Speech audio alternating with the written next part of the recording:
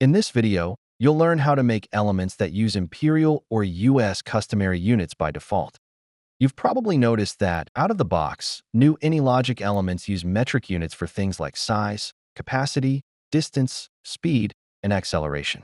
You can change these in the properties, either editing elements one by one or using multiple selection.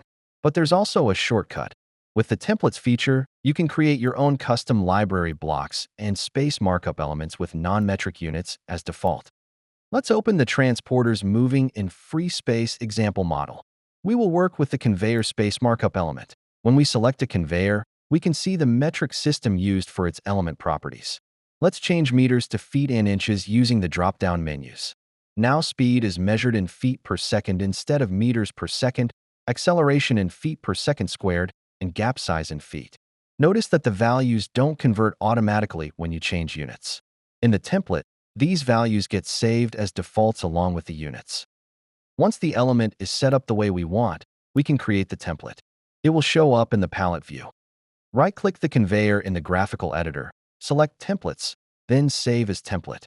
In the wizard, you'll see the modified properties. They're selected and highlighted in bold. Enter a name for your template.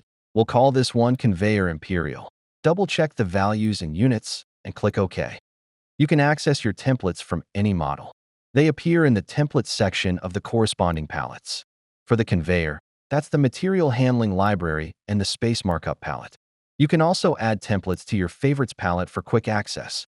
And just like that, you can create your own palette that uses your preferred units by default. Let's create a new conveyor with our custom settings. Click the template in the palette and draw a conveyor like any other. As you can see, the non-metric units are already selected in the properties, and the values are the ones we saved in the template. You can also apply templates to existing model items. Just right-click the element on the diagram and pick the template you want from the template submenu. This won't override all the settings. It only changes the properties that were selected when you created the template. Hopefully we covered every inch here. If you've got any questions left, drop a comment. And see you in the next AnyLogic how-to video.